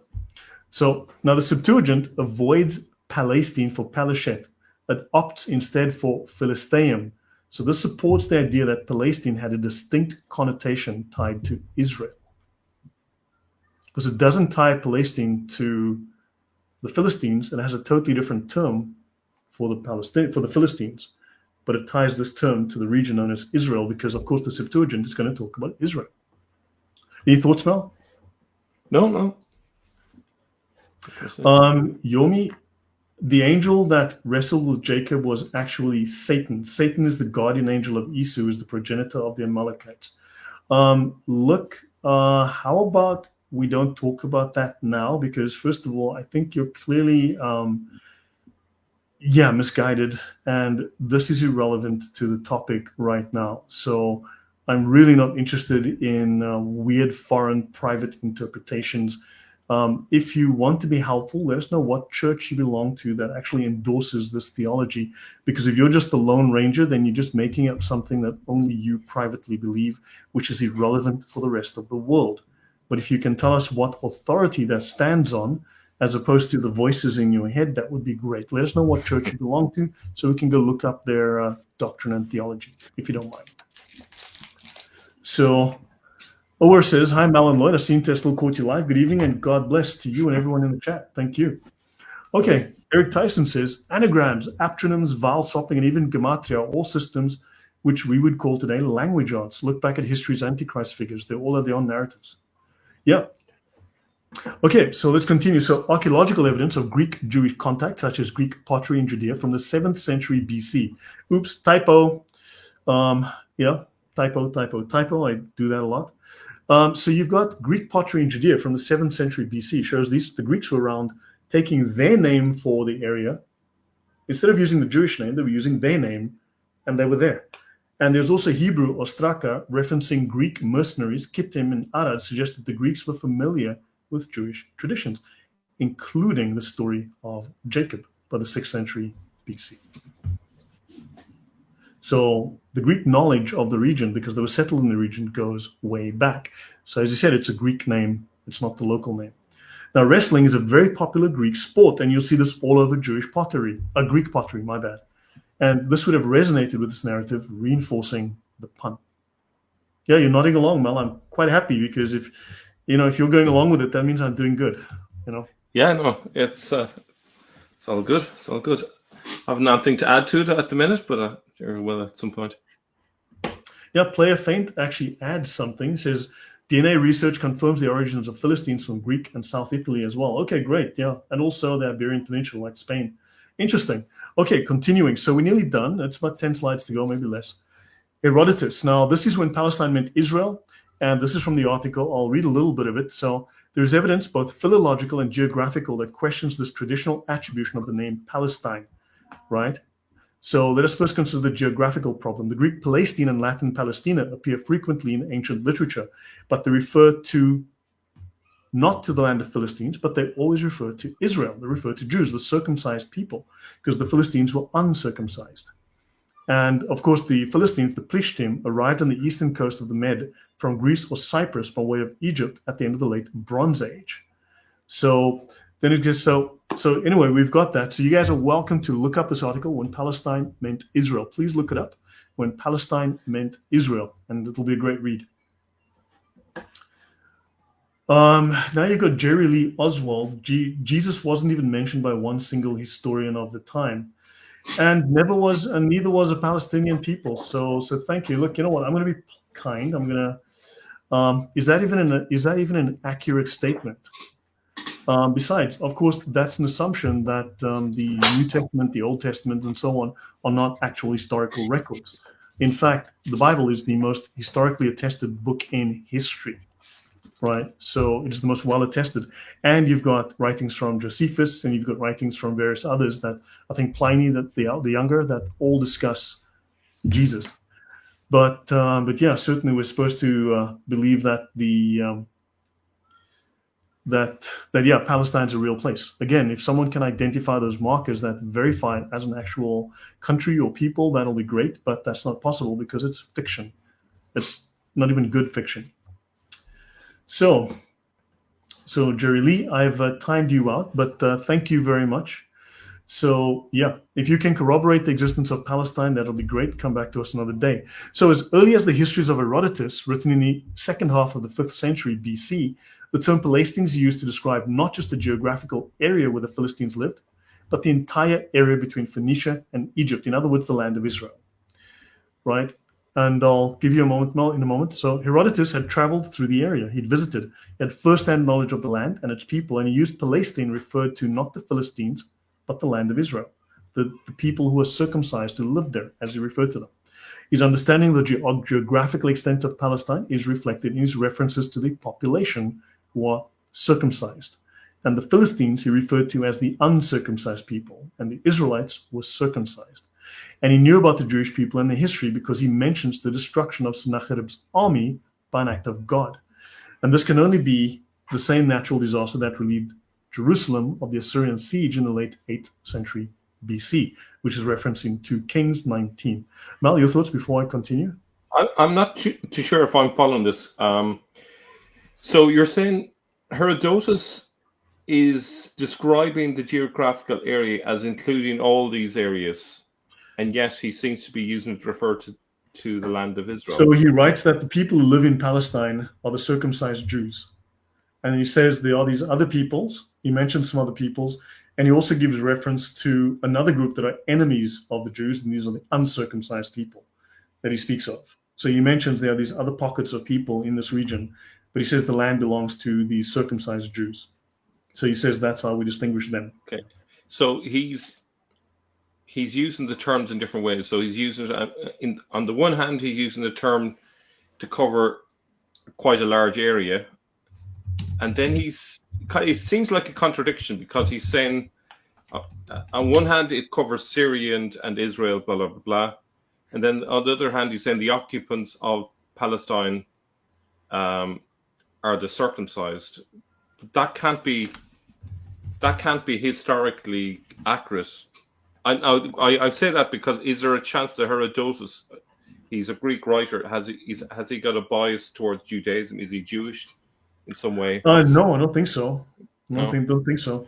I just checked this out on AI about that Jesus is not mentioned by early first century writers. So it says no, there are no detailed contemporary accounts of Jesus from historians. Of course, it's in the Old Testament, or sorry, in the New Testament, which is considered, I mean, if you judge it by the same criteria as any historical document, those are genuine and legitimate historical documents. It says a few non-Christian sources from the late first to early second century do mention him. Roman historian Tacitus refers to Jesus in his Annals, about 116 AD, and describes his execution under Pontius Pilate. Jewish historian Josephus mentions him in Antiquities of the Jews in 93-94 AD. Some passages apparently may be debated for authenticity, and these references are brief and post-date Jesus' life. I mean, but then again, nobody questions the existence of Alexander the Great. And the earliest reference to Alexander the Great comes, 500 years after his death? And there are only a handful of sources, where we've got dozens of sources that speak about Jesus. So the claim is misleading. Jesus is mentioned by historians like Tacitus and Josephus, though not by contemporaries. Okay. Did you want to say anything else here before I go on? No? No, I'm a little. I have to say now, having looked at it again, I'm a little bit confused. So this is where, and I don't know. It could be tiredness. I don't know if I'm missing something. But if I understand you correctly, on the one hand, Herodotus is saying that Philistine or Palestine, covers this vast area, and then he says the occupants of this land are circumcised. But that can't historically be accurate, because there were people in Syria that weren't Jews. It wasn't, even if the majority. No, there were people that weren't circumcised, but he speaks of the people in, I think he's referring in that area around Jerusalem, the people in Israel. He refers to them as circumcised. And he speaks of other people, but he certainly refers to the Jews. He certainly refers to the Jews. He speaks of so other he's people not, and he speaks of enemies. So he's not saying the only people in this place that he calls Palestine are the circumcised. No, but I'm specifically saying he mentions the Jews as circumcised, and he mentions the Palestinians as uncircumcised. And he doesn't call them the inhabitants of the land. He calls them invaders. He calls them outsiders. He calls them enemies. Santa Frog says this is an apologist channel defending the indefensible. I mean, and that's a stupid comment, meaning what exactly? So, yeah. Anyway, moving on. So the Philistines. So let's finish off. We got like the last 8 slides. So the Philistines' origins. So the origins and arrival. They were seafaring people. They were part of the sea peoples who invaded the Eastern Mediterranean in the late Bronze Age.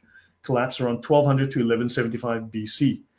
And archaeological evidence, like the Greek-style pottery and architecture from sites like Ashdod, Ashkelon, and Ekron, suggests they originated from the Aegean, possibly areas like Crete, Cyprus, or mainland Greece. Ancient DNA analysis from Philistine burials in Ashkelon reveals a significant influx of Southern European genetic ancestry. I cover this in much more depth in my other talk that I mentioned earlier, right? So this is in the early Iron Age, which diminished over time as they intermixed with local Levantine populations. So Egyptian records, so they died out about 700 BC. They were gone from the record. So yes. Now, Egyptian records from the reign of Ramesses III, right, roughly 1186 to 1155 BC, depict them as the Paliset, or as the Egyptians called them, the Periset, one of sea people groups, several of them defeated in battles, which means they were invaders, which means they didn't own the land. They were outsiders. They were known. They are recorded in historical archives by archaeology, and the Egyptians recorded this very extensively. We have extensive archaeological records from Egypt. These are outside invaders. They are not from the region. So therefore, there is no way these Palestinians were locals and they owned any land. So they then settled in Canaan, possibly with Egyptian permission. Now, the etymology of Philistines in Palestine. So the name Philistine derives from the Hebrew Pelishtim or Plishtim, linked to the root PLS, which can mean to invade, to migrate, or to roll, suggesting they were seen as invaders or migrants, but they were violent. We have records of them from the Egyptians. These were violent invaders. Nothing really has changed. Because, do you know, that's very similar to the Syriac word magre, which is a migrant, to migrate. Really? And that is the term that was used for the Arabs. Isn't that interesting? It's very parallel. Fascinating. Yeah, amazing. Little, yeah. Right. Now, the biblical term Peleshet refers to their coastal territory. So the English Palestine comes from the Latin Palestina, borrowed from the Greek Palestine, first used by Herodotus in the 5th century BC to describe a region between Phoenicia and Egypt, but not limited to the Philistine coast, which is a very narrow, very small strip of land. So while traditionally associated with the Philippines, the alternative scholarly view says that Palestine is a Greek pun on Israel from Palestes, wrestler.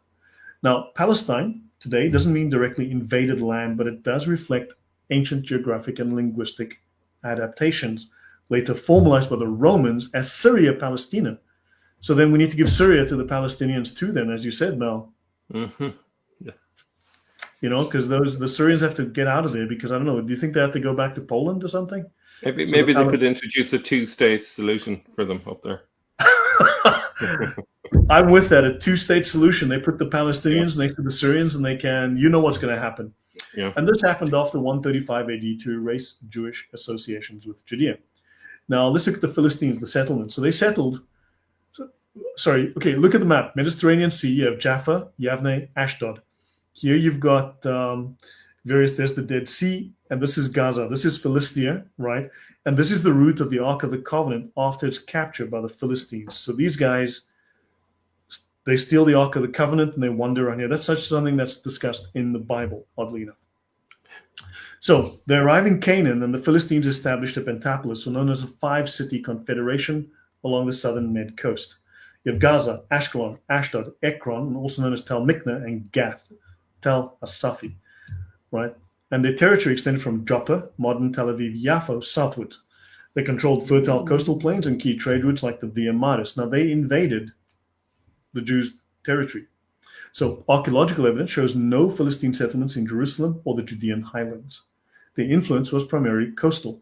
They had limited inland expansion, and they had brief incursions into Israelite territories. They did not occupy or settle in Hebron, Nablus, or other inland cities associated with modern Palestinian plains.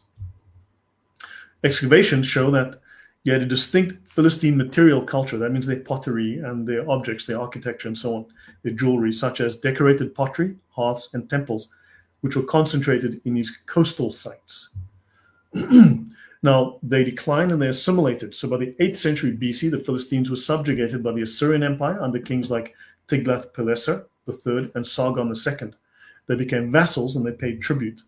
In the late 7th century, about 604 BC, Nebuchadnezzar II of the Neo-Babylonian Empire conquered their cities. He destroyed Ashkelon and Ekron.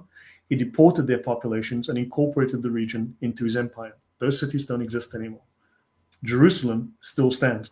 If Moses, it's interesting that people say that Jews never settled the land. These Jews are all from, I don't know, you pick your country, Russia, Poland, Ukraine, whatever, and they're actually not Jews. But if Moses had to come back tomorrow, Jerusalem would still be there, right? If any one of these Jewish patriarchs who were in Jerusalem had to come back, Jerusalem would still be there, right? I mean, so Moses actually is probably before the settlement of the Holy Land. So anyone after, but you still have the religion, you still have the temples, you still have the language, you still have the culture, which is interesting. It still exists after all this time.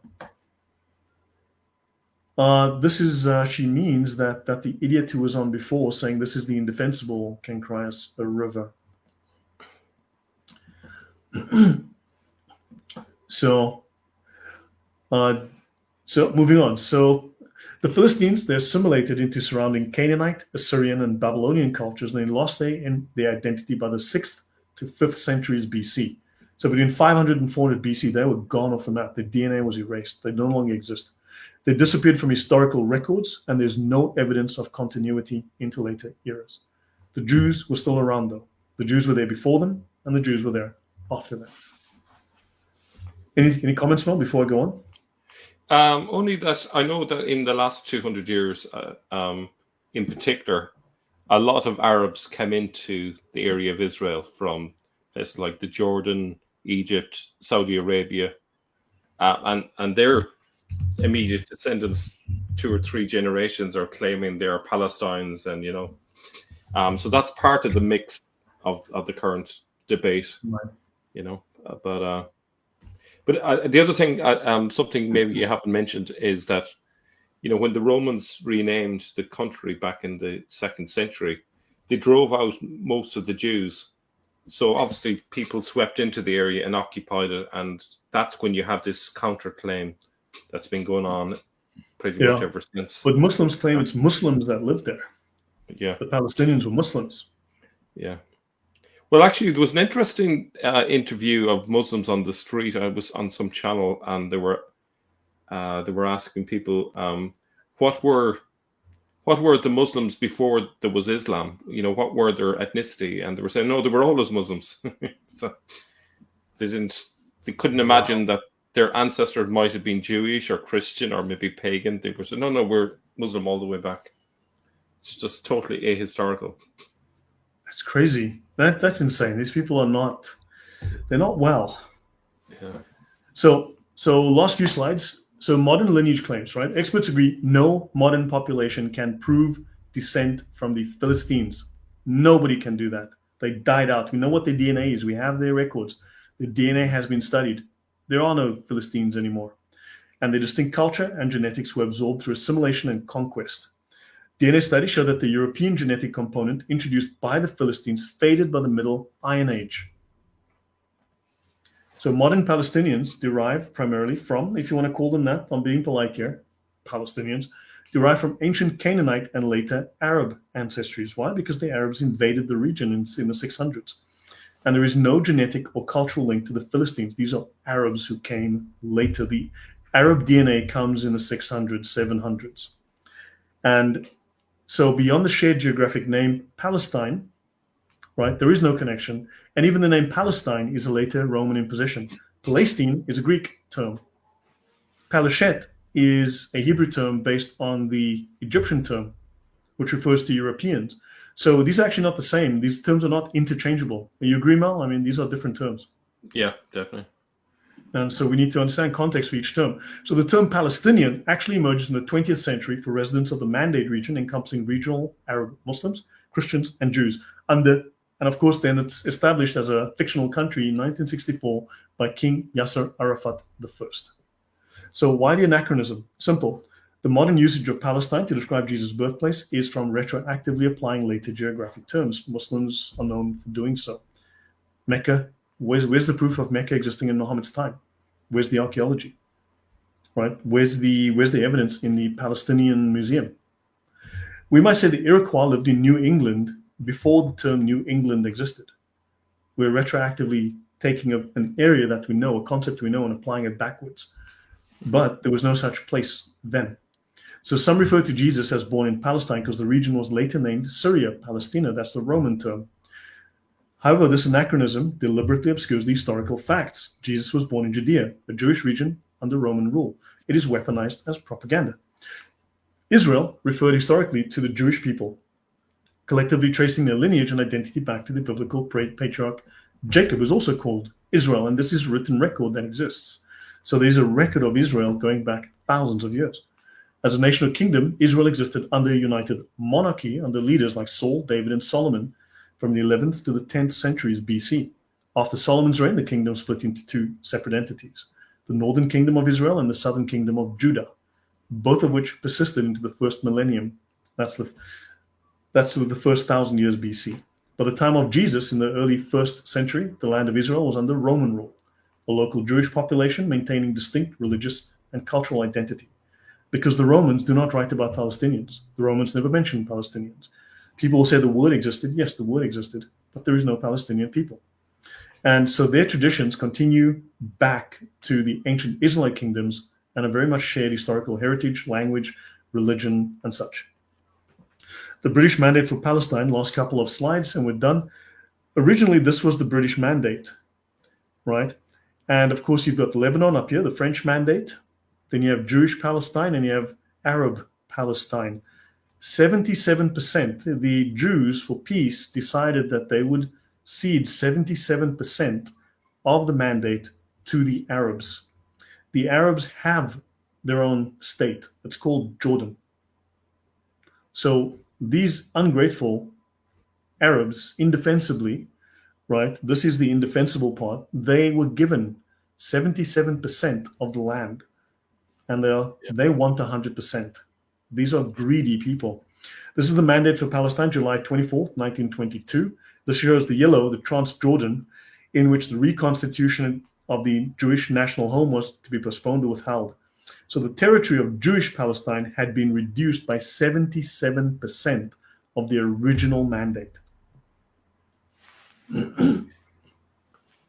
Yeah, anything more? You want so that's something else. To agree to this, be willing to give up land with this agreement, and then the people who have on the other side who've accepted that agreement then come back and want more. It's like being given a share of an inheritance and then come and say, I'd like some more of your share. Yeah, I want all the rest, in fact. Yeah. I mean, this is crazy. I mean, so the term Palestinian as an ethnic or national identity only comes up in the 20th century. It starts in the British Mandate period, 1918 to 1948, when it meant all residents, Jews, Arabs, and Christians, not just Arabs. Right? Yeah. And in Jesus' time, there was no such identity. Again, prove that there was one. I'll believe you when you prove to me there was a Palestinian identity. Name their kings, their coins, show me examples of their coins. What was their currency called? What was their religion? What was their language? What was their holy book called? Where were their temples? What did they build? What was written about them in political records? Nothing, because they are fiction. The residents of Judea were primarily Jews, with smaller populations of Samaritans and others. Jewish identity is explicit in the New Testament, where he's called a Jew, right? And this aligns with the cultural and religious context of Jesus, including the expectations of a Messiah from the tribe of Judah, descended from King David. Now, there were, of course, some historical developments post-Jesus. Now, this is the Bar Kokhba Revolt. This is Lindsay Powell's book, the Bar Kokhba Revolt, AD 132 to 135. This is actually a stela. I think this is of the Jews carrying from that period, the Jews actually carrying this menorah. And so this is one of the earliest archaeological records that show there were Jews in this region. And or is that the Rome? Or would that be the Romans capturing it? Commemorating the Romans bringing the menorah away back to Actually, it Rome. could be that. It could be the Romans having captured the menorah and carrying it away. It could well be that, yeah. But after Jesus' death, Judea remained a center of Jewish resistance. The first Jewish revolt in 66 AD culminated in the destruction of the Second Temple. So Jewish autonomy is weakened.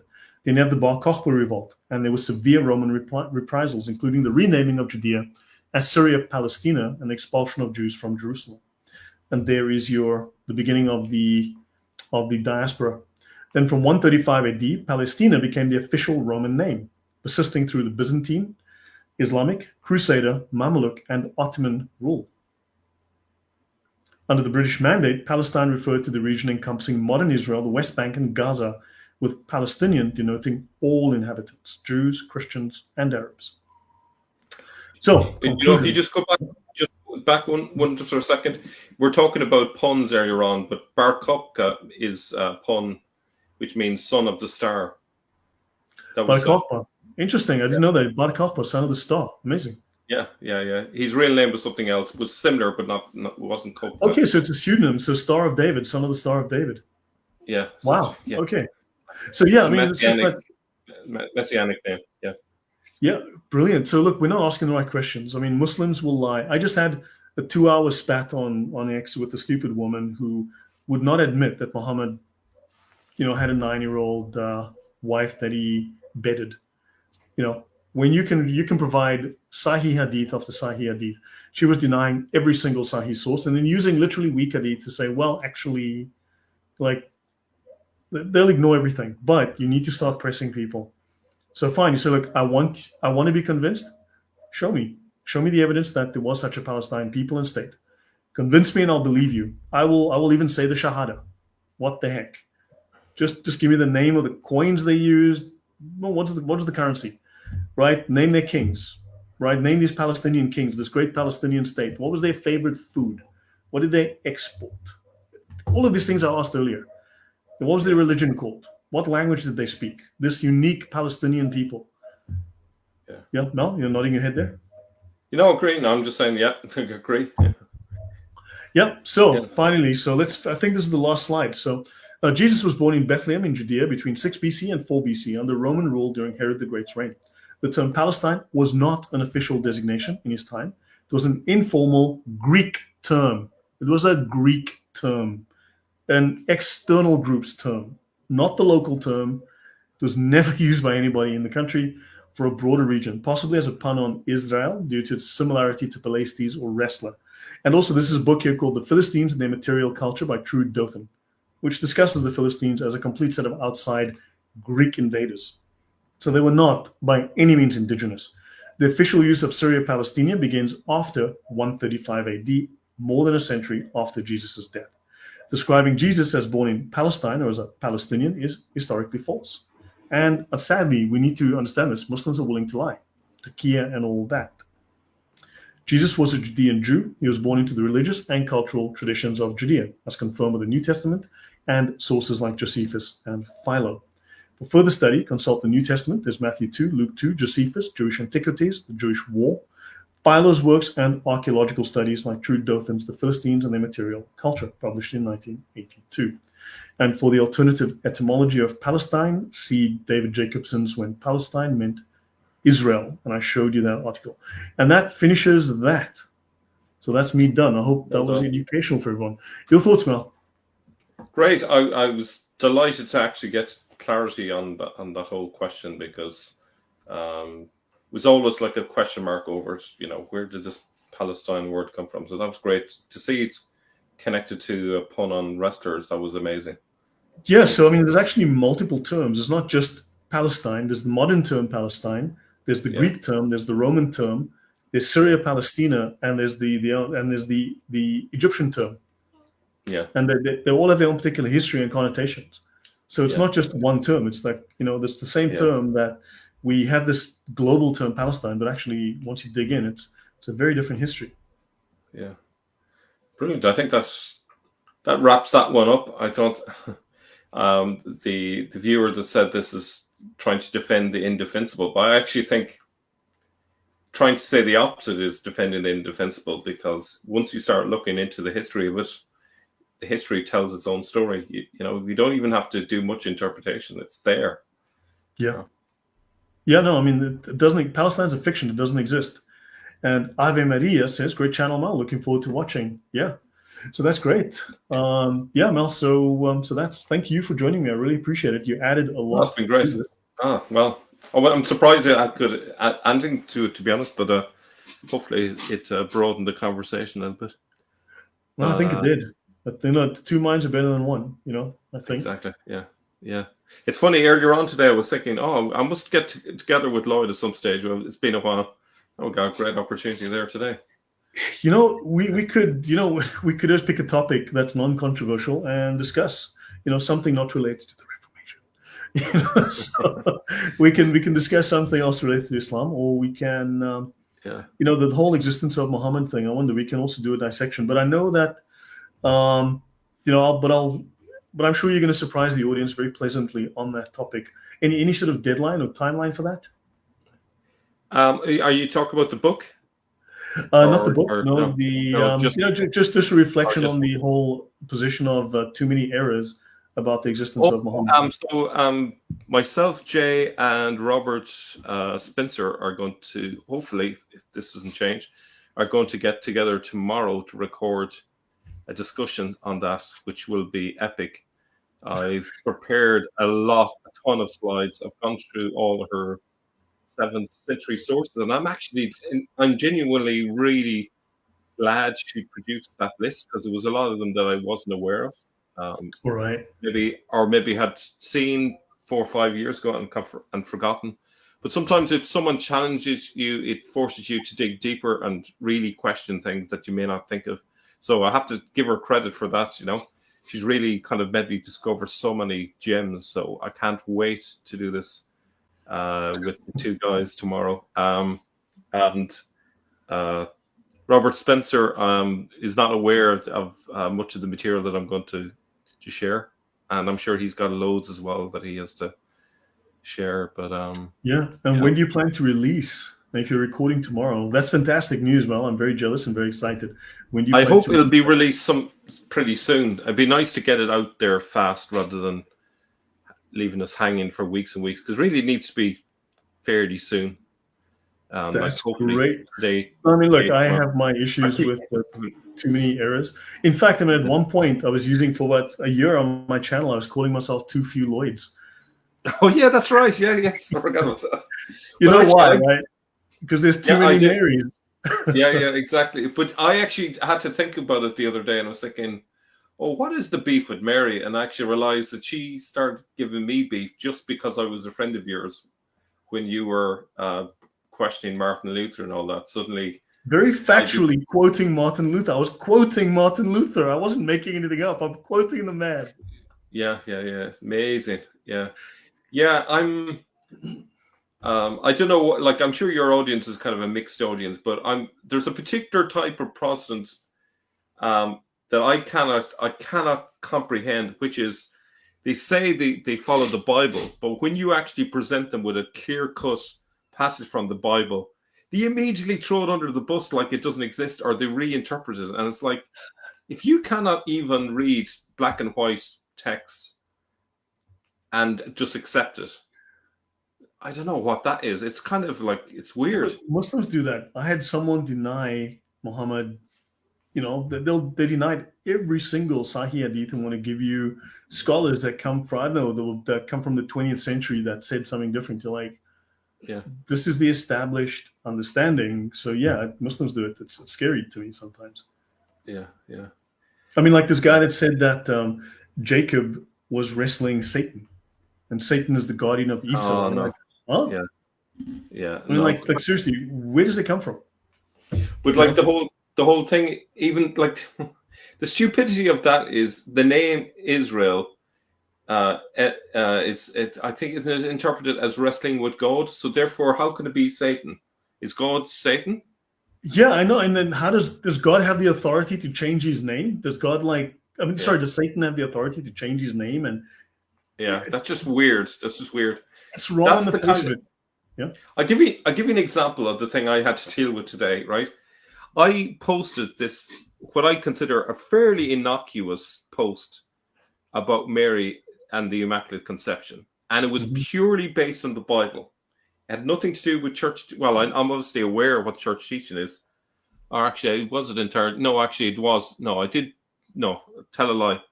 It was actually taken from a catechism. So no, I misremembered. But I was prepared to just argue the case for what it was saying, just on the basis of the Bible. So this person was saying that she had original sin, the same as the rest of us, when she gave birth to Jesus. And I said, but Gabriel says you are filled with grace. And I gave the person the actual Greek term, which literally means full of grace. Explain that one. Oh, it doesn't mean she was actually full of grace. They were arguing around it. They're trying to reinterpret it. Yeah. No, I understand you there. It literally says that. I know that. I'm familiar with that. Another issue is, of course, that I can understand. I can understand just to finish. I can understand someone saying, you only believe this because the church teaches. That's fine. I can understand that mentality, but that's fine. Everyone's free to do that. But when something is clearly biblically based, and it takes mental gymnastics to come up with a different interpretation from the obvious meaning, which is the way we're meant to, we're meant to take the Bible literally, unless we're forced to use an analogy where the obvious meaning isn't there. That's the usual way of interpreting the Bible. We only go to plan, to the second or third meaning when the first one isn't a possible one. But the first meaning is clearly she's filled with grace. It doesn't mean she's a god. It just means filled with grace from God, which means she doesn't have original sin, because the two, you can't have the two together. It's one or the other. And she's the only one in the Bible you think would get special status. And no one else in the Bible has given that term, which means there's something unique about her. She's the only woman named in the Quran as well, I believe. Yeah. And so, there's definitely... I mean, look, I do, that I'm not entirely popular on some channels because of my discussion of the Reformation, the history, the issues. Yeah. But let's not get into that now. No. But I agree. There's definitely, I'll tackle that topic at some point as well. But so guys, let's call it a night here. Mel, your contribution's been fantastic. So I'll be back. I've got some other things to discuss. I'm thinking to do the SSPX and go into that for the coming week. I've been promising to get back into the whole Catholicism thing because, man, did that explode in my face last time. So, braver man than me. Oh, no. SSPX, that's just, you read that and you're like, what the heck is going on here? So, guys, that was that. Hopefully you've learned something. Hopefully you've gained a great deal out of it. And Mel's contribution, I think, really, and thank you to the audience for some really good questions and really great comments. And thanks to the idiots for a great laugh. We need to call a spade and a fool, I think. So yeah, guys, I hope you've gained something and I hope that you are able to use these little nuggets of information, that this is helpful to you. And you can use this in the defense of your own faith and dealing with what is really a Muslim onslaught, because they're fighting in the information realm and they're also invading your hotels. I'll leave it at that. And of course, no 12-year-old girl is safe. I mean, recently we had one of these people, these Plishtim or whatever the heck they are. They kidnapped, they diddled, and then they unalived a 12-year-old girl in the UK. And of course, the UK government, it came out yesterday or today, that news, and of course they hid that because they don't want to inflame community tensions. Personally, I think you should be inflamed, and community tensions is the right response here. Yeah, absolutely. So that's it. Yep. So guys, thank you. So Islam is attacking on all fronts. Use this information, and I wish you all well out there, and God bless, and I will see you guys soon. Thanks all. Take care.